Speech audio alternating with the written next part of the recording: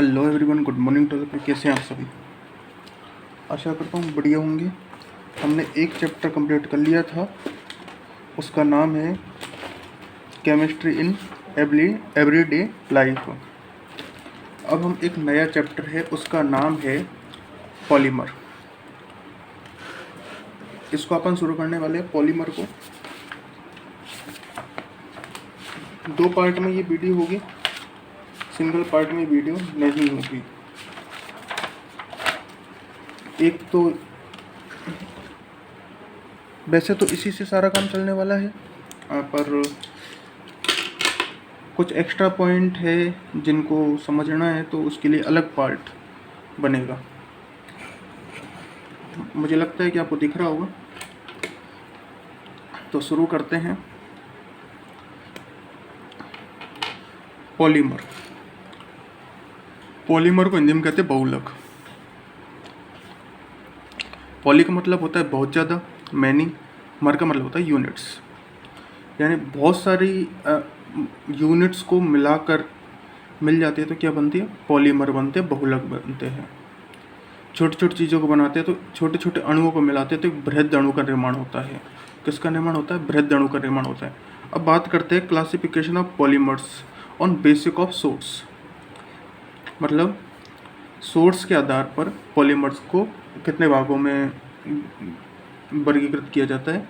तो 3 भागों में। एक तो है नेचुरल, जो अपन को प्रकृति से प्राप्त होते हैं।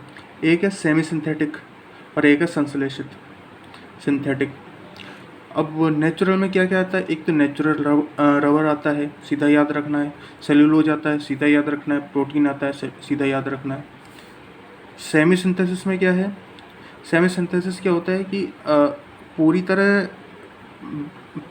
तरह प्रयोगशालाओं में नहीं बनाया गया, पर हाँ कुछ कुछ केमिकल चेंज कर करके इसे बनाया गया है, तो इसे कहा जाता है सेमी सिंथेसिस। इसके एग्जाम्पल कौन कौन से? रेयन और कृत्रिमरीशन, वल्कनीकृत रबड़। संश्लेषित में कौन कौन से आते? पीवीसी आ गया आपके, पॉलीएथीन आ गया, पेन आ गया, बेकेलाइट आ गया, नाइलॉन 66 आ गया, ईटीसी और भी है हम। अब नेचुरल रबर, अब बात करेंगे नेचुरल रबर। अब है ना, किसकी बात कर रहे हैं अपन? अभी बात कर रहे हैं अपन नेचुरल रबर की। कि अब नेचुरल रबर क्या है या नेचुरल पॉलीमर क्या है? कि नेचुरल पॉलीमर में क्या, नेचुरल पॉलीमर में कौन आता है? रबड़ आता है, सेलुलोज आता है, प्रोटीन आता है, यही आते हैं ना। ठीक है, इनको 2 भागों में, एक तो जैव अपघटनीय और एक जैव अनअपघटनीय। एक तो जो जीवों के द्वारा अपघटित हो जाते हैं और एक जो है जीवों के द्वारा अपघटित नहीं हो पाते। जीवों के द्वारा अपघटित कौन कौन से हो जाते हैं? स्टार्च को अपघटित कर सकते हैं अपन, सेलुलोज को पशु कर सकते हैं, ग्लाइकोजन और प्रोटीन का अपन अपघटन कर सकते हैं, पर रबर का अपघटन नहीं करते हैं जीव। अब classification of polymer of basic of structure है ना, तो अपन उसके स्ट्रक्चर के अनुसार देखेंगे तो पहला क्या है? लीनियर। दूसरा क्या है? ब्रांच। और तीसरा कौन सा है? क्रॉस लिंक्ड, यानी त्रियक बाधित। क्या है ये? लीनियर। यदि मान लो कुछ लीनियर, इसकी संरचना मान लो लीनियर की यदि कुछ ऐसे आए, ये लीनियर है ना। ब्रांच्ड कुछ इस प्रकार, और त्रियक जैसे ये इनको कोई भी चीज़ काट दे तो ये त्रियक हो गई। ठीक है। अब आप देख सकते हैं लीनियर के उदाहरण कौन कौन से हैं? एक तो पीवीसी है, एक एचडीपी है। ब्रांच के कौन कौन से? एलडीपी है। और क्रॉस लाइक के कौन कौन से? बेकेलाइट और मेलेमाइन, दोनों ही इम्पोर्टेंट है। एचडीपी हाई डेंसिटी पॉलीथीन और एलडीपी लो डेंसिटी पॉलीथीन।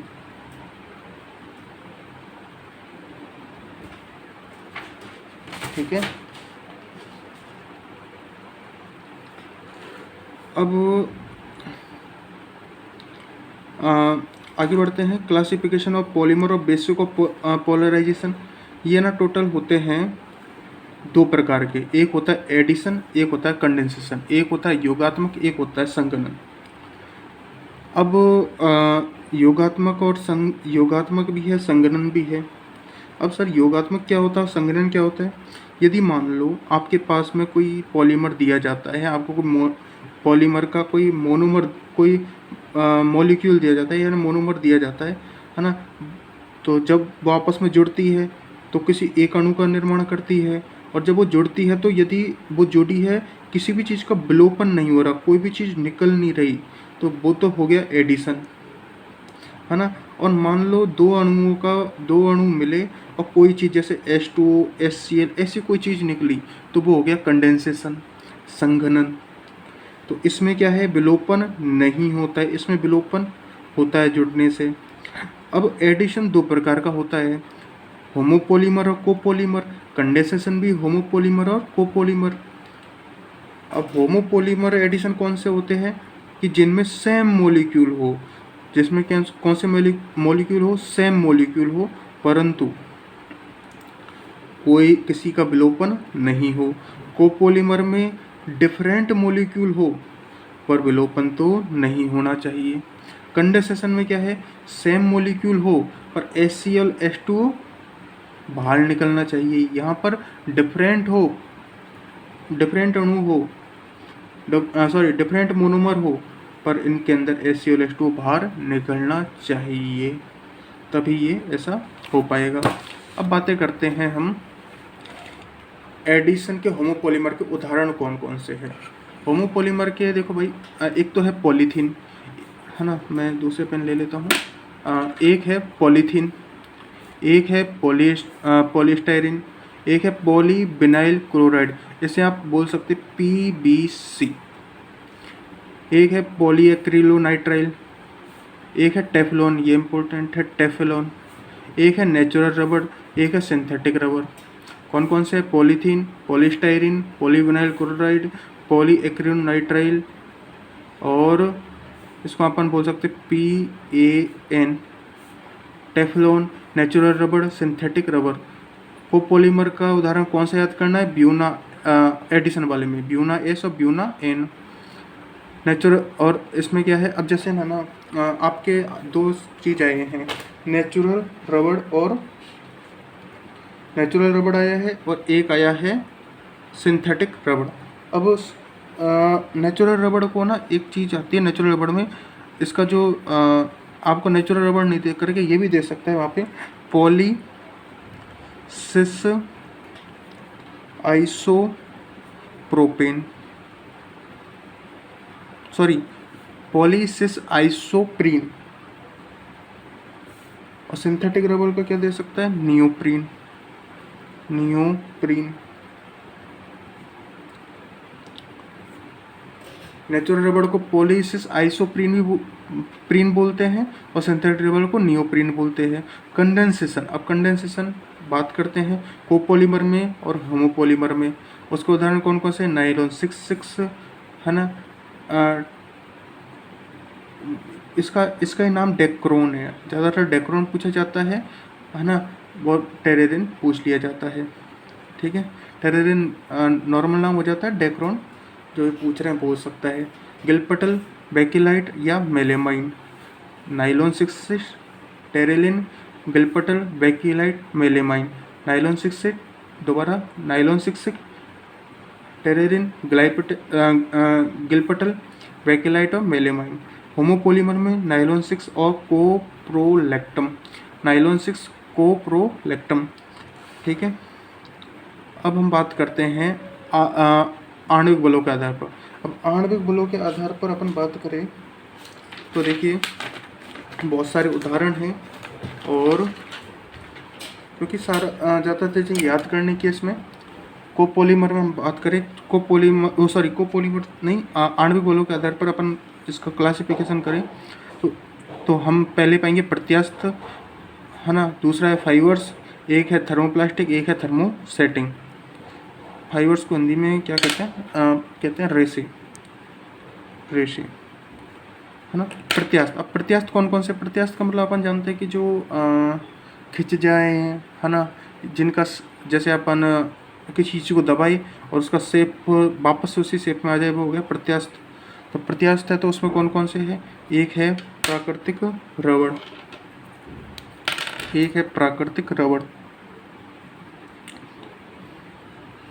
अपन इसको क्या बोल सकते हैं, पॉलीसिस आइसोप्रीन, और कौन सा है, बल्कनीकृत रबड़, बल्कनीकृत रबड़। और क्या है, ब्यूना एन,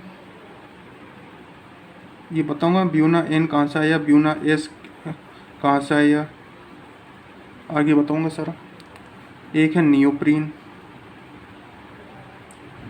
और कौन सा है ना, नियोप्रीन क्या है, नियोप्रीन आपको पता है ना, सिंथेटिक फाइबर, वो सिंथेटिक रबड़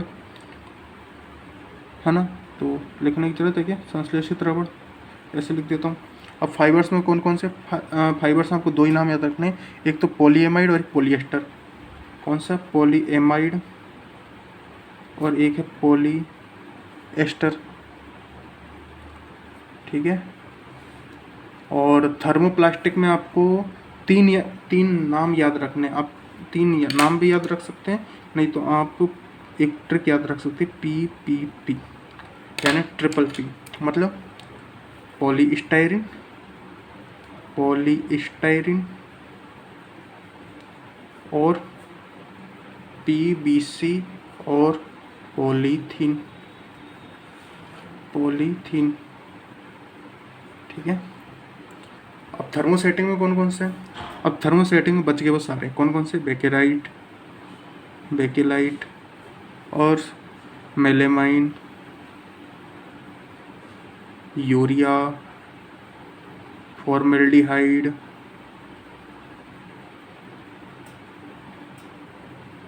और रेजिन, ठीक है। और ये मत कहना कि रेजिन सर रबड़ जैसा ही होता है ना, रेजिन अलग होता है, रबड़ अलग होता है। रेजिन रबड़ के जैसा नहीं होता, रेजिन होता है गोंद के जैसा, ठीक है। अब है ना, अपन बात करते हैं, वैसे तो इनकी स्ट्रक्चर भी है, ये कैसे बना है, इनकी प्रोसेस है। आप यदि अगली वीडियो में टाइम मिला तो मैं इनकी प्रोसेस ही बता दूंगा, पर अभी अपन को जो याद रखना है वो यही रखना है ना, कैसे बनते हैं। जैसे आपको याद रखना है पॉलीथीन, पॉलीथीन का जो मोनोमर होता है ना वो होता है एथीन, क्या होता है, एथीन। अब एथीन होता है तो एथीन का फॉर्मूला क्या होता है, CH2 डबल बॉन्ड CH2, ठीक है। अब इसकी स्ट्रक्चर कैसे बनेगी, एक इसमें बता देता हूँ, बाकी और में देख लेना। जैसे CH2 है, CH2 फिर सिंगल बॉन्ड CH2। अब इनके दोनों इसके तरफ क्या है, कितनी बार है, बहुत बार है ना, तो क्या हो गया, N लगा दिया मैंने, मतलब बहुत सारी एक लंबी चेन है, तब जाके क्या बना, पॉलीथीन। एथीन को बार बार, पॉली है ना बहुत ज़्यादा एथीन, उससे बना पॉलीथीन। दूसरा है विनाइल क्लोराइड, विनाइल क्लोराइड का जो फॉर्मूला है वो है CH2 डबल बॉन्ड CH, पर इसके अंदर क्लोरीन और जुड़ रहे हैं, तो इसकी स्ट्रक्चर क्या बनेगी, देखो CH2, okay sir, single bond, क्योंकि डबल बॉन्ड है सिंगल बॉन्ड आएगा, CH, ओके, एक बॉन्ड खाली रहेगा, इस पे जुड़ेगा क्लोरीन और ये होगा N, ये बन गया आपका PVC। टेफ्लॉन, टेफ्लॉन का होगा, टेफ्लॉन को ना ये भी कह सकते हैं ट्रेटा क्लोरो एथिलीन या एथीन, है ना, तो इसका जो मोनोमर होगा ना वो कौन होगा, ट्रेटा क्लोरो एथिलीन। अब इसकी स्ट्रक्चर कैसे बनेगी, इसकी स्ट्रक्चर कुछ नहीं है, ये इसकी जैसी बनेगी, जैसे CF2 है ना, CF2, ठीक है सर, CF2 फिर CF2, ठीक है, इसको मैंने N बार करा और ये चेन जोड़ दी जाएगी आगे आगे। अगली है पॉलीस्टाइरिन, पॉलीस्टाइरिन का क्या है, ये है स्टाइरिन और ये है ऐसा, है ना। अब स्टाइरिन की संरचना ऐसी है ना, ठीक है। अब इसको जोड़ो, CH2 CH बेंजीन, बेंजीन ये रहा, ठीक है, ये हो गया स्टाइरिन, डबल बॉन्ड था पर अपन ने हटा दिया ना ये, और इसको बार बार आप जोड़ते चलोगे तो ये बन जाएगा पॉलीस्टाइरिन। पेन, पेन को आप बोल सकते हैं, पेन को मैंने बताया ना, यहाँ ऊपर बताया था देखो, पॉली एक्रिलोनाइट्राइल, पॉली एक्रिलोनाइट्राइल, इसका जो मोनोमर क्या होगा, एक्रिलोनाइट्राइल। अब एक्रिलोनाइट्राइल मतलब CH2CHCN, ठीक है। अब जोड़ो इनको, जैसे CH2 CH और ये हो गया, ये हो गया। अब इसको मैंने कर दिया N, बन गया, ये बन गया पेन आपका। अब है नेक्स्ट, अब इसको आपको अच्छे से बताता हूँ नेचुरल रबड़ कैसे बनता है। देखो नेचुरल रबड़ इम्पोर्टेंट है, पहले तो मैं इसको इम्पोर्टेंट लगाऊंगा सबसे पहले तो, क्योंकि इतना इम्पोर्टेंट है ये कि ये आता ही आता है, संभावना ज़्यादा है। देखो नेचुरल रबड़ है, पॉली आइसोप्रीन कहते हैं, आपको पता है। आइसोप्रीन इसका मोनोमर हो जाएगा। आइसोप्रीन को आप को आप है ना ये भी लिख सकते हैं 2-मिथाइल 1,3 ब्यूटाडाइड। अब ब्यूटा आ रहा है तो मतलब 4 कार्बन, मैंने कर दिया 4 कार्बन, हाँ 4 कार्बन, ठीक है 4 कार्बन कर दिए, है ना। अब 4 कार्बन कर दिए तो पहले इसकी संयोजकता पूरी कर लेते हैं, ठीक है। ये हो जाएगा CH2, ये हो जाएगा H, ये हो जाएगा कार्बन और ये भी फिर हो जाएगा H2, ऐसा ही होगा। और 2 पे मिथाइल है 1,2, तो मिथाइल लगा दिया मैंने। कुछ ऐसी संरचना होगी, है ना, ऐसी होगी ना, ठीक है ऐसी होगी, है ना। अब एक डबल बॉन्ड हुई, एक डबल बॉन्ड है ना। अब ये डबल बॉन्ड टूटेगा यहाँ जाएगा, ये डबल बॉन्ड टूटेगा यहाँ जाएगा। तोड़ते हैं, चलो क्या होता है, कुछ तो होगा इसी। अब होगा तो CH2 सर, ठीक है, कार्बन, फिर जब ये इधर जाएगा तो ये डबल बॉन्ड हो जाएगा, फिर CH सिंगल बॉन्ड CH2 और ये आपका N, ये आपका N बार तो जुड़ेगा और यहाँ आपके दूसरे टाइम पर CH3 आ ही रहा है, ठीक है। अब ये क्या बन गया पता है, ये बन गया आपका पॉली आइसोप्रीन यानी नेचुरल रबड़। पर है ना अभी एक चीज़ अपने दिमाग में आती है, सर CH2 इधर, CH2 इधर, सर कुछ इसकी स्ट्रक्चर दो तरीके, कुछ अलग प्रकार से भी तो दे सकते हैं वहाँ पे, हाँ दे सकते हैं। जैसे कार्बन मैंने यहाँ CH2 लगा दिया, है ना, नहीं मैं यहाँ CH3 भी लगा देता हूँ, लो CH3 भी लगा दिया। कार्बन डबल बॉन्ड कार्बन का कार्बन डबल बॉन्ड कार्बन कर दिया, फिर मैंने इधर लगा दिया CH2 लग रहा है ना, और इधर लगा दिया CH, ठीक है साहब, है ना। ये वाली बॉन्ड कितना हो रहा है, 3 हो रही है, तो एक और मैंने यहाँ लगा दिया, ठीक है। अब देखा जाए तो इसको बोल सकता हूँ मैं सिस फ्रॉम है ना, इसको तो मैं नेचुरल रबड़ बोल दूँ। पर एक और ऐसी चीज़ है जो नेचुरल रबड़ नहीं है, कौन सी, कार्बन डबल बॉन्ड कार्बन। अब यदि मैं इसको हाइड इधर CH कर दूँ, इधर मैं आपको यहाँ CH2 कर दूँ, यहाँ पे आपको ऐसे कैसे CH2 रहने दूँ, यहाँ पे CH3 कर दूँ, तो ये सिस नहीं रहा, ये ट्रांस हो गया, और ये ट्रांस हो गया तो ये नेचुरल रबड़ नहीं रहा, ये हो गया गुट्टा पर्चा। अब बात करते हैं नियोप्रीन की, ये क्लियर है ना, ये यहाँ तक क्लियर है ना, ये प्रोसेस बताइए सारी की सारी, है ना।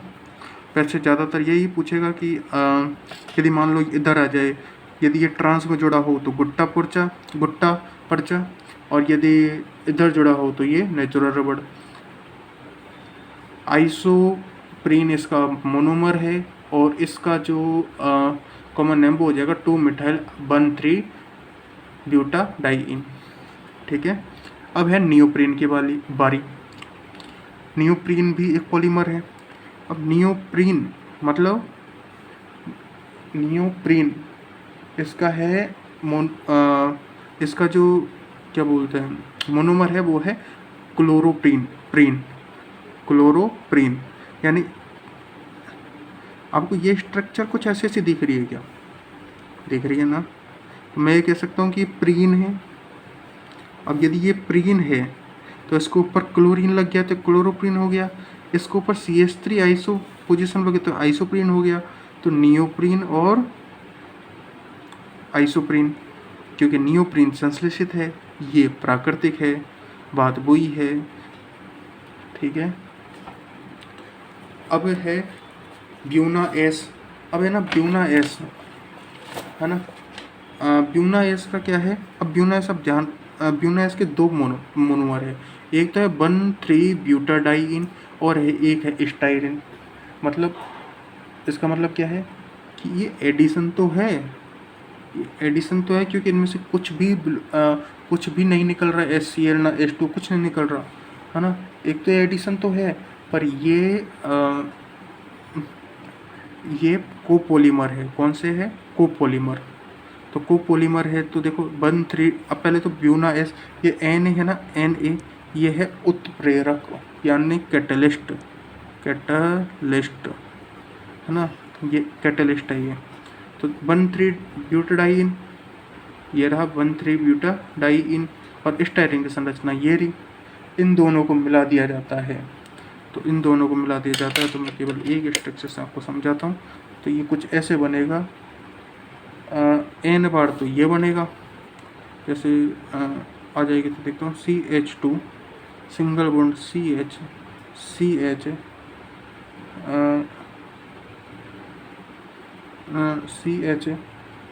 CH2 है ना। अब जोड़ो इसको, फिर CH2 CH और ये जुड़ा अपने ये बेंजीन, ये आ तो गई चलो है ना। ऊपर इसमें लगा देना ये एन और लगा देना, तो ये बन गई। ठीक है, अब ये ब्यूना एन, अब ब्यूना एन की क्या है 1,3 ब्यूटाडाइन या नाइट्राइल। अब 3 ब्यूटाडाइन का क्या हो गया CH3 CS ऐसा कुछ हो गया है ना। 1,3 ब्यूटाडाइन, यहाँ भी 1,3 ब्यूटाडाइन, यहाँ पे स्टाइरिन था, यहाँ क्या है नाइट्राइल है, तो यहाँ केवल एन जुड़ रहा है। यहाँ पे स्टाइरिन होता तो अपन यहाँ बेंजीन जोड़ देते। अब आगे बात करते हैं नाइलॉन 6 हेक्सा, इसका भी सेम ही होगा, बस इसकी जगह क्या लग जाएगा CN लग जाएगा। ये भी एडिशन है और ये भी कोपोलीमर है, ये भी एडिशन है, ये भी कोपोलीमर है। मेथड्स इम्पोर्टेंट नहीं है, नहीं पूछे जाते हैं। मैं बात करता हूँ नाइलॉन 6 की, हेक्सा मेथिलीन डाइएमीन और एडिपिक अम्ल। अब हेक्सा मेथिलीन डाइएमीन है, हेक्सा मेथिलीन डाइएमीन 6 कार्बन होते हैं, हेक्सा आ रहा है तो 6 कार्बन हो रहे, तो याद किस रखेंगे भैया डाइएमीन है।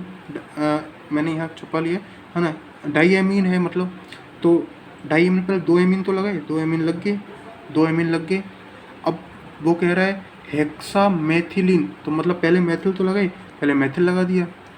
ठीक है, अब मेथिल लगा दिया तो फिर अब कितना है हेक्सा, फिर हेक्सा आ गया। ठीक है, अब एडिपिक अम्ल, अब इसको कैसे याद रखेंगे, आपने नाम सुना एसिटिक अम्ल। एसिटिक अम्ल क्या होता है COOH होता है ना, COOH होता है ना, तो आपने COOH लगाया। अब एडिपिक अम्ल यहाँ भी 6 कार्बन है, तो CH2 4 ये हो गया, ये याद रखना है बस। ठीक है, अब बातें करते हैं अपन नेक्स्ट टेरेलिन की। टेरेलिन में क्या है एथिलीन ग्लाइकोल और टेरेथिलिक अम्ल।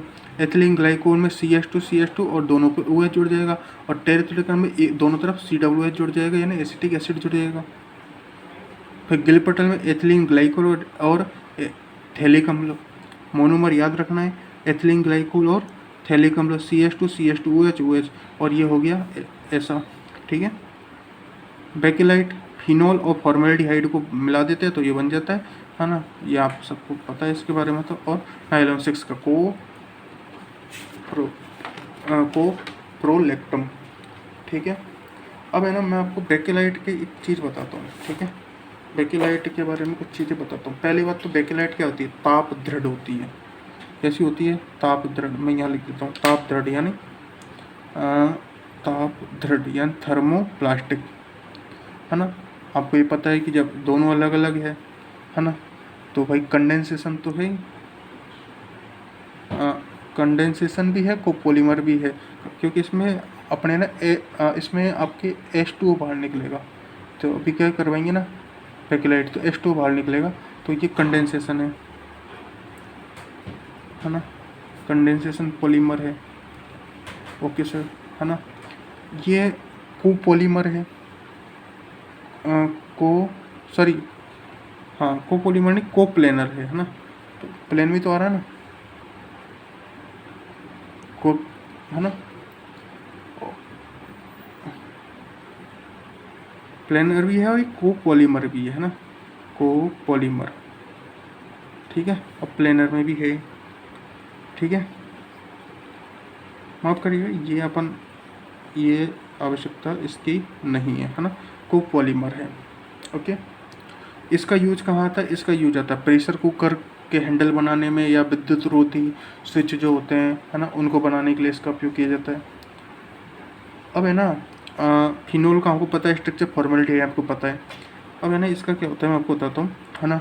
इसका होता है इन दोनों को जब जोड़ दी, मैंने जोड़ दिया, ये देखो फिनो, चलो मैं दूसरा पेज ले लेता हूँ, मैं इसमें जोड़ देता हूँ। चलो मैंने जोड़ दिया, जैसे मैंने एक ले लिया फिनोल और एक ले लिया फॉर्मेल्डिहाइड, ठीक है। अब दोनों को जोड़ा मैंने, है ना, एक बने, आपको पता है बहुलक बनेगा।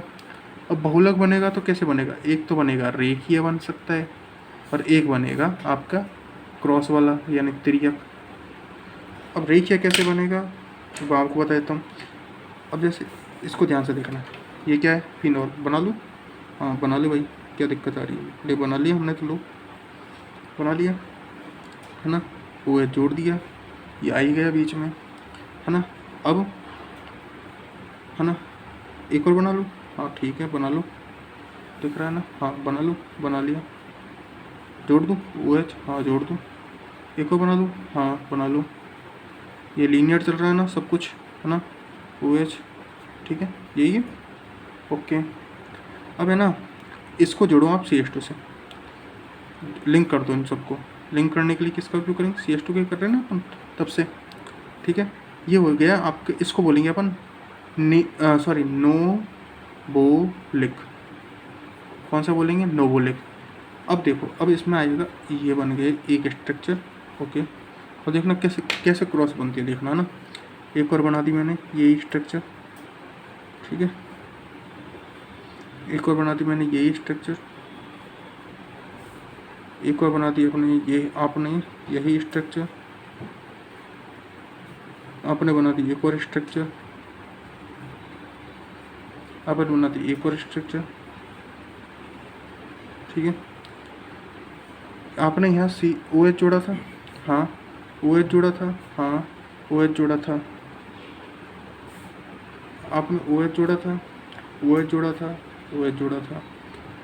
आपस में जोड़ने के लिए अपन ने CH2 का उपयोग किया था, हाँ CH2 का उपयोग किया था, हाँ किया तो था।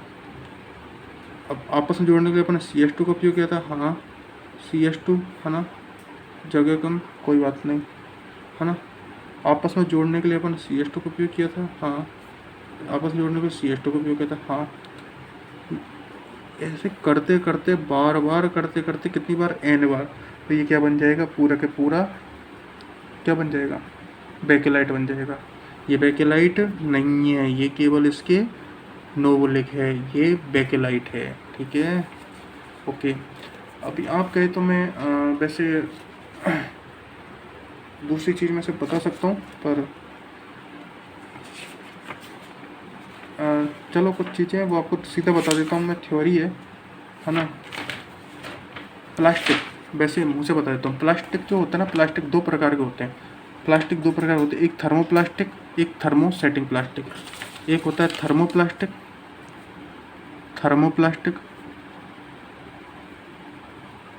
एक होता है थर्मोप्लास्टिक, और एक होता है thermosetting plastic. Thermosetting plastic, thermoplastic क्या होता है, थर्मोसेटिंग प्लास्टिक क्या होता है, कैसे पहचान करेंगे बताता हूँ। ये होते हैं मृदु, मतलब मृदु होते हैं, ये होते हैं कठोर, कितना ही दबा लो टूटेंगे नहीं। इसको आपने गर्म किया तो कोमल है ना, तो ये फिर से मृदु हो जाएंगे गर्म करने पर। इनको कितना ही गर्म करो फर्क ही नहीं पड़ेगा, फर्क ही नहीं पड़ेगा, फर्क ही नहीं पड़ेगा। इसको आपने ठंडा किया, और ठंडा करेंगे तो सीधी बात है, यदि गर्म करने पर कोमल हो रहा है, ठंडा करने पर कैसा हो जाएगा? कठोर हो जाएगा। इस पे फर्क ही नहीं पड़े। इस पे इसका पुनरुपयोग हो सकता है, ये टूट जाए, दोबारा बनाए, दोबारा यूज किया जा सकता है इसका। इसका उपयोग नहीं किया जा सकता और ये गर्म करके इसका आकार परिवर्तन भी इसका नहीं किया जा सकता। गर्म कर है ना। इसका जो एग्जाम्पल है वो है पीवीसी, पॉलीथीन, ठीक है, और कौन सा है पॉलीस्टाइरिन, ठीक है। इसका कौन सा है बेकेलाइट है ना, और मेलेमाइन, ठीक है, बेकेलाइट और मेलेमाइन। बेकेलाइट आपको पता है ना, फिनोल का फॉर्मेल्डिहाइड रूप है, बताया नहीं। बेकेलाइट जो है ना, बेकेलाइट जो है आपका, वो फिनोल का क्या है, ये फिनोल है, देखो ना अपने फिनोल का फॉर्मेल्डिहाइड है, ठीक है। और एक है मेलेमाइन और मेलेमाइन फॉर्मेल्डिहाइड रेजन,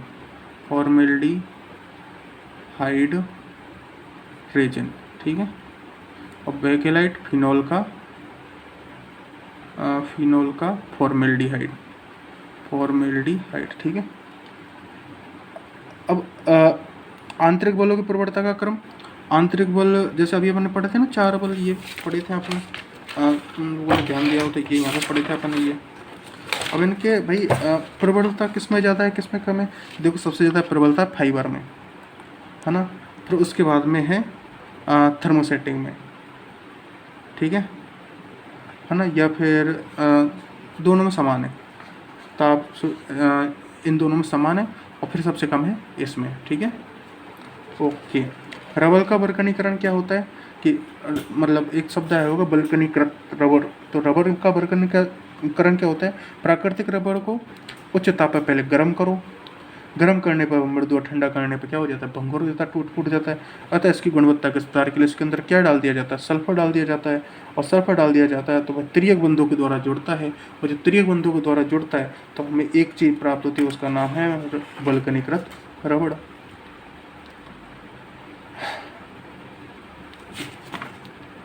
एक चीज़ आती है अपन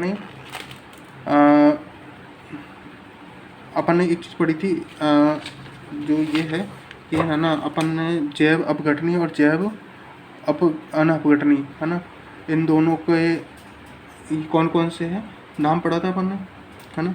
तो इसमें ना कुछ नाम और है, जैसे PHBB नाइलॉन 26, या PGL पॉलीग्लाइकोलिक एसिड, या PLA पॉलीलैक्टिक एसिड, ऐसे कुछ और नाम भी है, पर जो हमारे सिलेबस में नहीं है,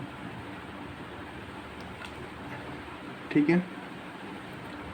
तो भी और तो शायद इसके अंदर कुछ है नहीं। एक फार्मूला है, वो फार्मूला और याद रख लेना।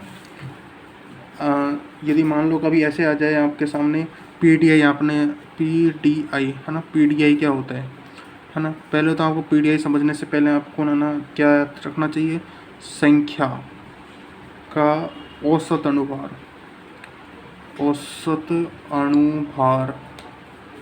जिसको अपन MN से व्यक्त करेंगे, और एक आना चाहिए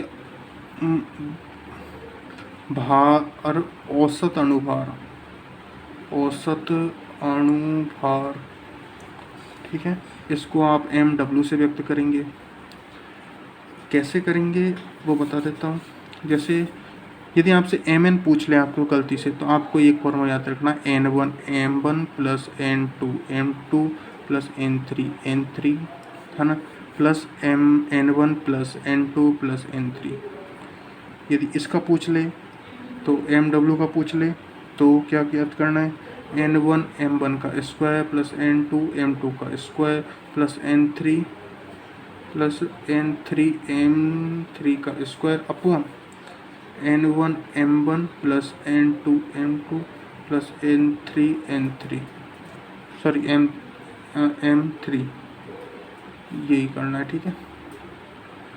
अब इन दोनों को जोड़ देना है। अब इन दोनों को मैं जोड़ के यहाँ लिख रहा हूँ, है ना।